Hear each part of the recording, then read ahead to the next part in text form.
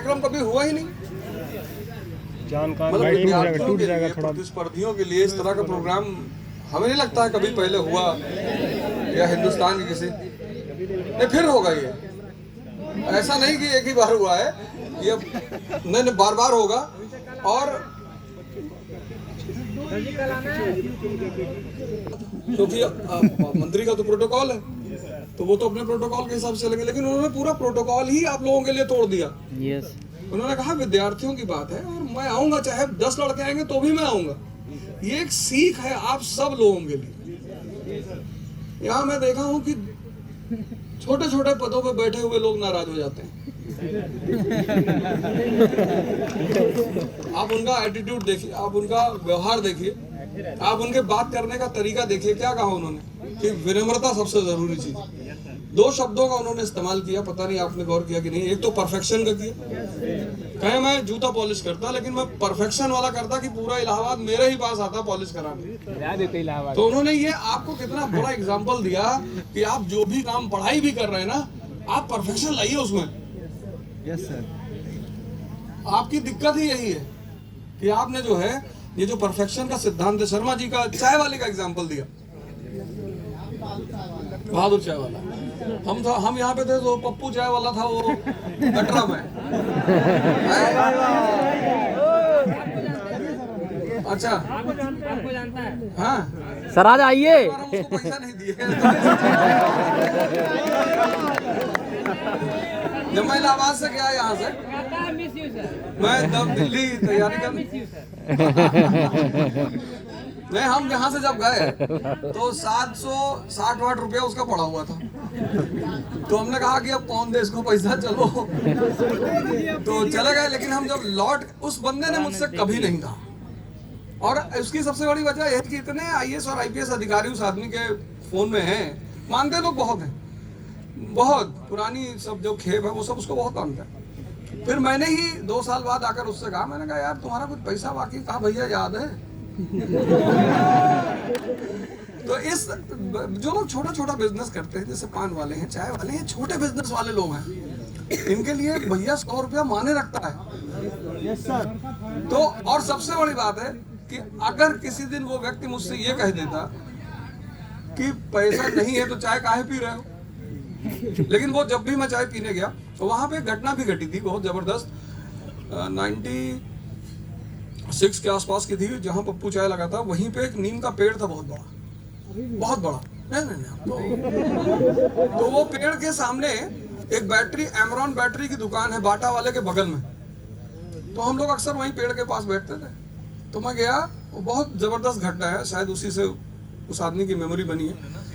तो मैं गया, वहां बैठा, तो मैंने कहा पप्पू भाई चाय पिला दी, सर दर्द कर रहा है। ठीक है। तो मुझसे जो लोग बाद में आए, उसने उनको चाय पकड़ा दी, हमको पकड़ा ही नहीं। अब इलाहाबादी ऐठन जैसे आज हम कहते रह गए भैया पीछे बैठो को मास्टर ना बैठे। तो अब वो हमें याद आ रहा अपना, इसलिए हम कुछ बोले ही नहीं। इलाहाबादी ऐठन। तो हम उठे, हमको तुम्हारा दिमाग खराब, आज के बाद थूकने नहीं आएंगे तुम्हारे दुकान पे। कहा कि भैया मत आइएगा। और मैं यहाँ से जितनी दूर पर वो पंडाल का लगा हुआ है उतनी दूर पहुंचा, कोई हवा नहीं, कुछ नहीं, चमकता हुआ सूरज, और वो पेड़ जो है वो भरभरा के गिर गया और 2 लोगों की उसके नीचे डेथ हुई ऑन द स्पॉट। वहीं 2 लोग मर गए। तो जब हम उधर से भागते हुए आए और देखा, वो एक लड़के की जो उसमें डेथ हुई थी वो अकेला लड़का था अपने माँ बाप का। और उसने मुझसे कहा भैया हमें ये नहीं समझ में आ रहा है कि हम इस तरह से आपसे कहे क्यों। उस आदमी की जबान ऐसी नहीं है कि किसी के साथ वो आदमी बदतमीजी करे। तो आप सारे लोग अपना नाम लिखा दीजिए, सारे लोग बिना नाम लिखाए और फोन नंबर दिए कोई नहीं, क्योंकि जिसका नाम जिसकी राइटिंग में लिखा होगा उसी को छूट मिलेगी। हम इलाहाबाद में रहे हैं तो कि अरे बुआ के लड़के भी आए थे, नाम लिखे तो ये सारा खेल कुछ भी नहीं चलेगा। लेकिन हाँ ये है कि अगर आपने कहते ना कि तोहफा उसी को मिलेगा जो जागा हुआ है, और आप जागे हुए थे तो इस बात का आप सोए ही नहीं थे। आप सब जागे हुए थे, तो आप सब लोगों को इस चीज का तोहफा जरूर मिलेगा। और एनसीईआरटी का जो फाउंडेशन है ना, हमारी तरफ से फ्री।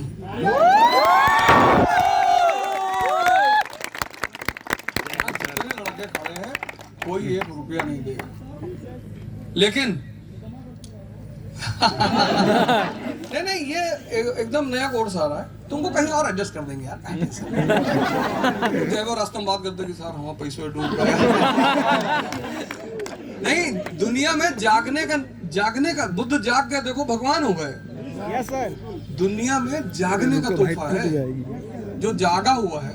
मतलब मेरे पास उतना टाइम नहीं था, नहीं तो मैं 2 कार्यक्रम, ये तीसरा कार्यक्रम, और इस तीसरे कार्यक्रम ने मैं जिसको कहते हैं ना किसी आदमी से एकदम रेडी हो जाना, तो मैं माननीय मुख्यमंत्री जी का रेडी हो गया हूँ।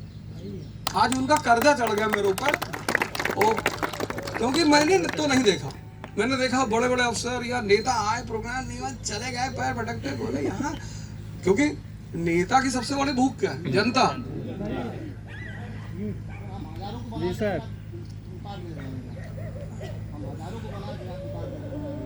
नहीं बिल्कुल वो भगवान, लेकिन वही कहते हैं ना किसी व्यक्ति की जो कृतज्ञता होती है वो नहीं चुका सकते। आज जो ऋण उन्होंने मेरे ऊपर लगाया है ना, वो मैं नहीं चुका पाऊंगा। हाँ, क्योंकि मैं देखा हूँ, मैं बड़े सारे लोगों से मिला हूँ, और मतलब हम तो भगवान से आज प्रार्थना करेंगे कि प्रभु हमारी कोई बात हमारे लिए मत मानना, हमारे बच्चों के लिए मत मानना, लेकिन इस आदमी को इस देश का प्रधानमंत्री बना दो।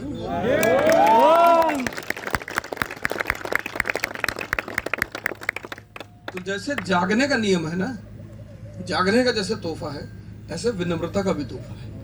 सर हम सभी आपके लिए कृतज्ञ हैं। नहीं मतलब मुझे इस धरती का ऋण चुकाना था। मैं यहाँ रहा, मेरा जीवन पूरा यहीं बदला, इलाहाबाद में, प्रयागराज में। अभी ललन टॉप पे मेरा वो इंटरव्यू आने वाला है। Guest in the news room sir. उन्होंने मुझसे एक सवाल किया। हाँ करूँगा 10 दिसंबर को, 10 दिसंबर। तो उन्होंने मुझसे एक सवाल किया 10 दिसंबर को, संदीप महेश्वरी के पास कब जाएंगे? तो हमें जितने लोग बहुत, हमारे साथ 2 लोग हैं, एक जो हमको मानते हैं और एक जो बहुत मानते हैं। दुश्मन तो मेरा कोई नहीं। तो हमसे उन्होंने छूटते ही पूछा, कहा ओझा जी आपके ऊपर एक बहुत बड़ा इल्जाम है कि आप जो है पढ़ाते नहीं हैं, पढ़ाते कम है और बकैती ज्यादा करते हैं। तो मैंने उनसे छूटते कहा कि देखो भैया, ऐसा है कि चंबल की डकैती और अवध ओझा की बकैती हमने किसी टीचर को मना किया है? तुम भी करो सर, जो आप समझाते हो कोई नहीं समझा पाता है। नहीं, हमने कहा भैया हमने किसी को मना किया, आप भी करो, हम कहाँ आपको मना कर रहे हैं। आपकी बात सीधा दिल भेंट करती है। हाँ। तुम जो है शर्मिंदा कर रहे हो दिल। तो सबसे बड़ी बात है, तो उन्होंने मुझसे पूछा कि आप मुझे प्रश्न लिख के दे दे और मैं उस पर सवाल करूंगा। हम कहते मजा कहाँ आएगा, सवाल आपके और जवाब हमारे। तो बोले खुला खेल फर्रुखाबादी। मैंने कहा क्योंकि अगर वो उस इंटरव्यू को आप जरूर सुनिएगा, क्योंकि इलाहाबाद कहने वाली बात, इलाहाबाद जो है उसने मुझे नया जीवन दिया। मैं 6 साल रहा हूँ, 6 साल रहा हूँ, और ये हमारे पास आए आजमगढ़ से। आजमगढ़ से क्या नाम है तुम्हारा? अंकित। आजमगढ़ से आए, चले आए पैदल चलते हुए आए। हमसे कहा कि हम आए हैं और जो है यहीं रहेंगे और आपके साथ तैयारी करेंगे। हमने कहा आज से मैं तैयारी छोड़ रहा हूँ। सर पूरा यूट्यूब आप ही दिखते हैं। सर आप रुक। कालीन भैया शहर से हैं, आपको सलाम है। उनके शहर से जो भी आएगा, सर बक्सर से, मिर्जापुर में ब्लैक स्कार्पियो। दो ही कैरेक्टर हैं जो आईएएस बन सकते हैं। एक तो कालीन भैया बन सकते हैं, भैया का सस्ती नहीं निकलेगा। और एक सीएम साहब की बेटी। वो जो पर्सनालिटी है ना, माधुरी दीदी, किसी की हत्या हो रही है और सामने व्यक्ति शांत बैठा हो, स्थिर। वहाँ जितने रूम में लोग हैं सब अस्थिर हैं। तो वो व्यक्तित्व आपको पैदा करना है। सर गुड्डू भैया का एसएससी नहीं निकलेगा। गुड्डू भैया तो एसएससी चपरासी नहीं बन सकते। उनका पिता का सर हाथ से हट जाए कॉन्सेप्ट क्लियर नहीं है सर ना। तो मैं बताता हूँ, आप सभी लोग अपना नाम लिखाइए, आइए, और जो है हम सर एक आज तो सेमिनार हमारी होगा। आपकी मुलाकात नहीं हो पाएगी, मैं क्षमा चाहता हूँ। और एक सबसे बड़ा रिक्वेस्ट सब लोगों से, सेल्फी ना खींचो। सर एक सेमिनार